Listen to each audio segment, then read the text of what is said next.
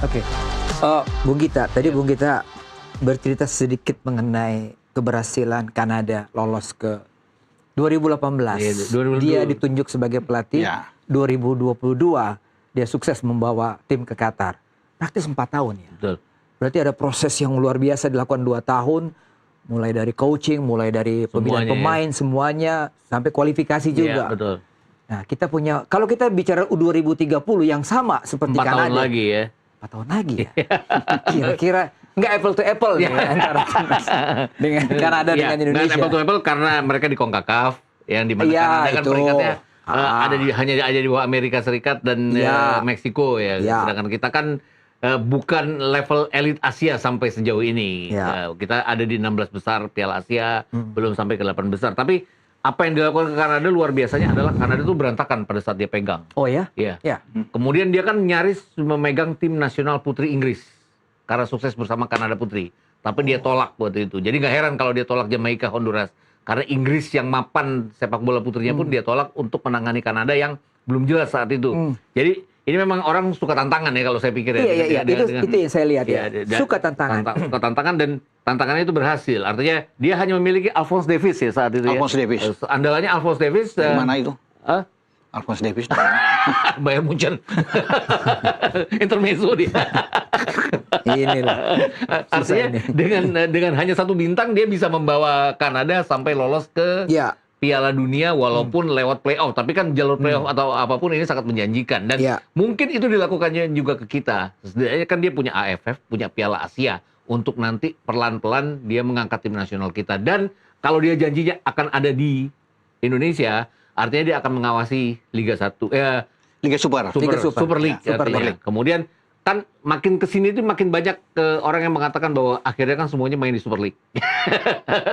Jadi diaspora itu kan sudah ada di sini, lebih mudah diawasinya daripada dia harus ke Eropa. Klub-klub tertentu. Artinya kan aja yang di sih. Eropa hanya Jay Izes, Calvin Verdong, Kevin Dix yang memang nggak usah diawasin pasti dipanggil lah orang-orang ini gitu loh. Iya. Kalau lebih banyak di sini untuk Piala AFF Harusnya juara, harusnya juara dong. Harusnya juara ya dengan banyak Oh, ini. iya. Ada. Bayangkan kita masih bisa pakai Tom Hai. Kita Eliano. bisa pakai Eliano. Bahkan kita bisa pakai pemain-pemain yang main di Thailand kan Iya. kayak Shane Patinama, Sandy Walsh. Sandy Walsh. Iya, Artinya ya peluang kita untuk jadi juara harusnya lebih tinggi dari negara-negara yang masing-masing sudah 4 kali juara tuh. Thailand lebih malah ya. Thailand, Thailand lebih. Singapura dan Oh, ini Piala AFF nih, Vietnam. bicara Piala AFF. AFF. Oke. Dan nanti kalau Pak AFF berhasil ya ujungnya ke Piala Asia. Targetnya mungkin tetap 16 besar mengulang STY atau bahkan lebih gitu. Artinya kalaupun kita tetap 16 besar, at least kita ada di posisi runner up, bukan nomor 3 terbaik gitu kan. Kemarin kan deg-degan juga tuh. Nomor 3 terbaik kemarin. Iya kan. Dan itu menit terakhir kan kita Iya, dapat di bantuan akhir. Kirgistan. Ya, Iya. seenggaknya kita sekarang harus berusaha untuk lolos dengan sendirinya itu kalau Tanpa ditangani bantuan. dengan hormat. Iya. Coach JH ini yang harus mencoba ke arah sana jadinya. Iya. Tapi Kanada itu materi pemainnya kalau kita lihat squad yang Oh, iya. dimiliki oleh Coach JH di 2022 hampir biasa. sebagian besar main di luar. main di luar, MLS, Iya. di Spanyol, Iya. Portugal, Di Jerman. di Inggris juga. Iya, jadi sama seperti posisi kita saya pikir dengan apa yang ditangani di Kanada kan. Kita kan ada bermain di Serie A. Ya.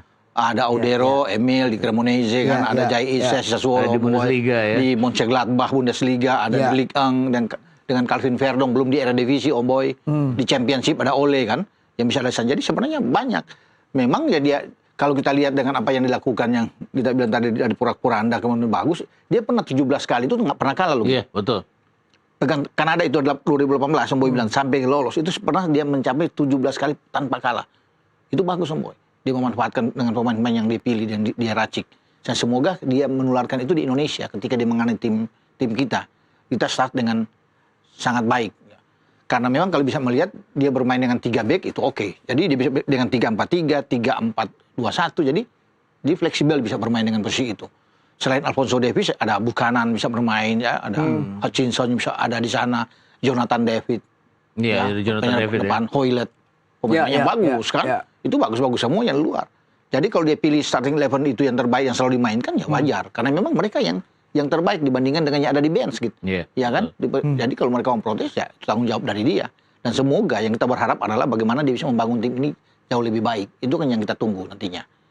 mengacu pertandingan dia lawan Belgia pertama dia di Piala Dunia. Ya. Setelah mereka 36 tahun nggak lolos. 30 mereka, tahun. Ya, mereka 0-1 kalah. Kalah cuma Tapi dari statistik itu mereka ada 12 shot on target. Mereka menguasai jalannya pertandingan. Iya, Ball iya, possession mereka 60% dibandingkan dengan Belgia yang rajanya Eropa kan sebenarnya Belgia Iya, itu. iya. Secara materi Belgia dia kan tahu sendiri kan. Betul. Belgia di atas. Walaupun waktu itu Kevin De Bruyne dianggap lagi menurun ya segala Iya. macam, tapi mereka lebih menguasai jalannya pertandingan dibandingkan dengan Belgia walaupun mereka kalah dari Belgia. Artinya secara racikan strategi kan sebenarnya ini sudah oke. Jalan bagus. Cuman ada yang mengatakan bahwa ini balik-balik lagi fansnya Kanada.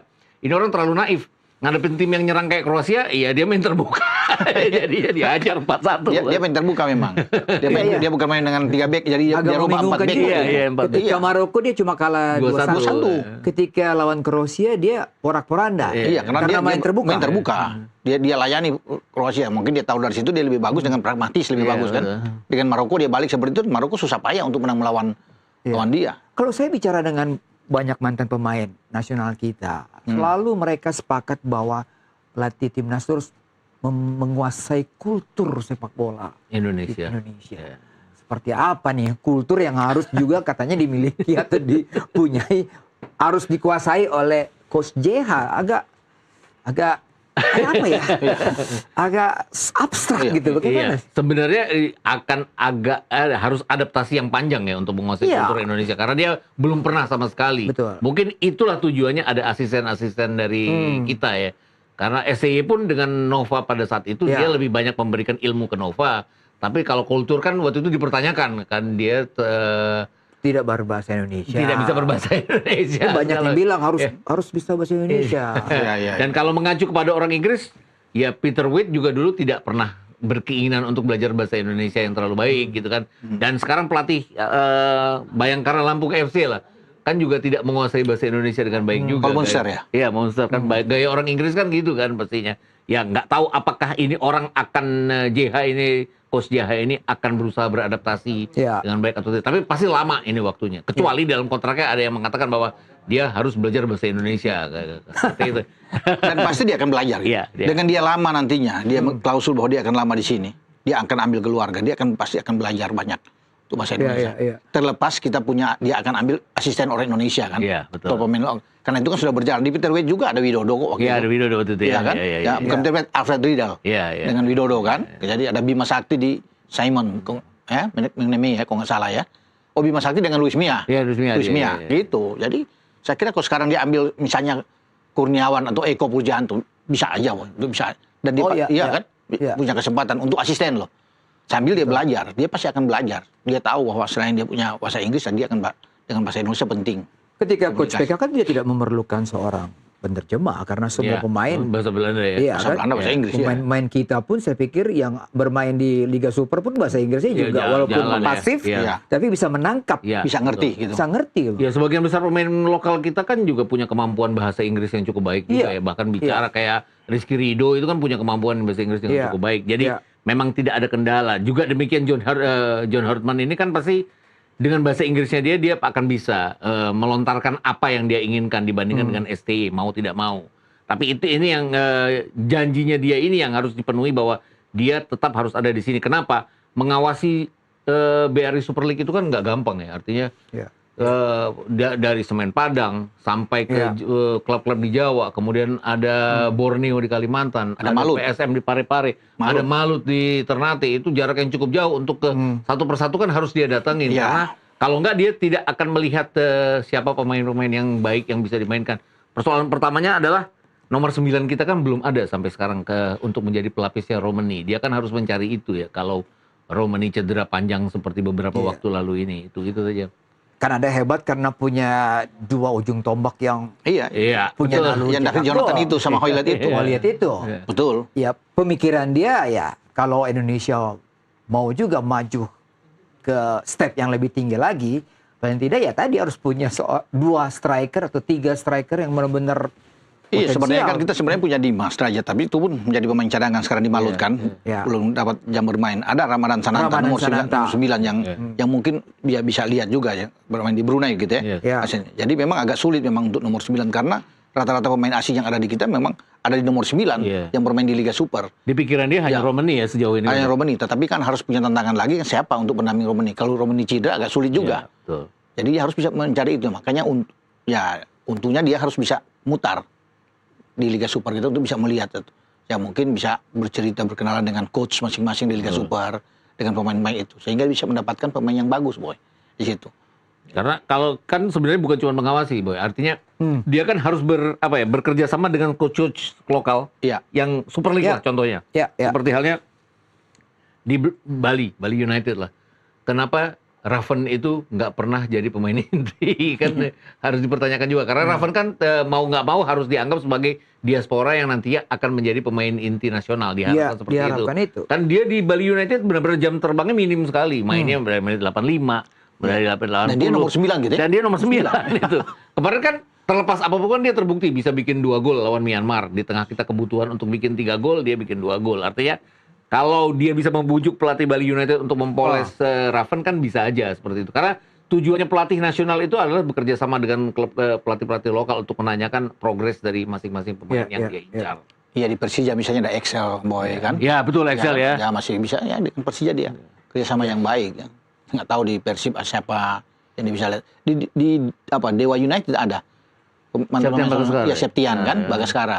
Jadi bisa bicara. Itu sempat bicara di lirik STY itu. dia kan sempat masuk kan, Iya, masuk Septian. Jadi pasti dia akan berbicara dengan Rickering kan, pelatih dari Dewa mungkin untuk lebih Iya, dekat. iya. Jadi memang tugas dia begitu untuk bisa bagaimana mendapatkan pemain-pemain sesuai dengan keinginan dia. Gitu. Terutama di nomor 9 di depan, Boy. Ya. Kita bicara target ya. Exco sudah sepakat tadi ya kan bahwa kita sepakat sehati coach JH ini akan menjadi pelatih timnas. Tanpa ada di tengah jalan akan diputus, potong, nggak ada itu semua. Nggak ada, Ya kan? nggak ada. Mereka kawal sampai akhir. Ya kan?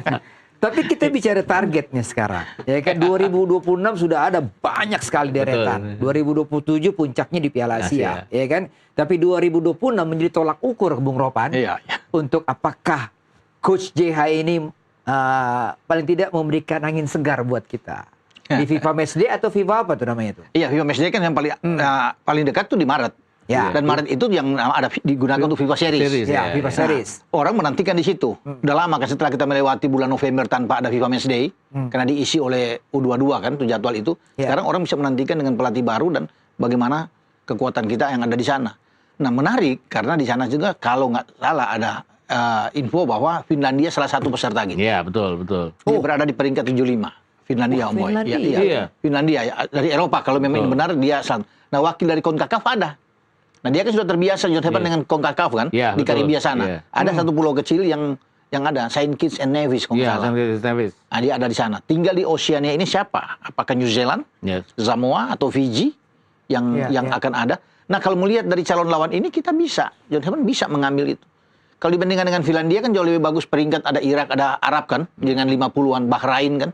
Finland berapa emang? Finland 75 ke atas. Oh, itu klubnya ya apa negaranya Jari Litmanen. Jadi mana Dan Sami Hipia. Iya, Sami Hipia dan ya banyak pemain-pemain yang pernah main di Premier League ya. Betul. Salah satunya Temu Pukki itu walaupun dia tidak main lagi. Ya, Temu Artinya Pukki. Oh, iya, ini iya, kan iya. pemain-pemain yang ya negara yang walaupun nggak kedengeran terus-menerus tapi sesekali menelurkan pemain-pemain yang berbakat. Jadi dan kemudian kalau FIFA Series kan jelas satu lawan dari CONCACAF, satu lawan dari Oceania, satu lawan dari UEFA, satu lawan dari CAF Afrika. Ya. Jadi artinya akan ada lawan-lawan yang cukup memadai buat kita dan faktor kesulitan kita kalau nggak ada kompetisi yang kompetitif kayak kualifikasi Piala Dunia atau Piala Asia, kita kan sering kesulitan dapat Iya, lawan. iya, kan? iya. Kemarin November kita nggak dapat lawan sama Iya. sekali ya. Jadi FIFA meng-create Iya, sesuatu meng-create sesuatu. untuk meningkatkan Iya, kualitas betul. timnas. Dan di bulan Maret itu pas itu Iya. kita Betul. dapat Dan lawan-lawan. Contohnya September kemarin waktu kita jedah tidak ada kualifikasi, setelah kita lolos ke putaran keempat kan lawan kita tadinya Kuwait dan Lebanon. Ujung-ujungnya China Taipei juga. Iya. Oke, kita break lagi. Bung Ropan, Bung Gita. Kami akan kembali setelah pariwara berikut ini. Anda tetap di Sportcast Nusantara TV.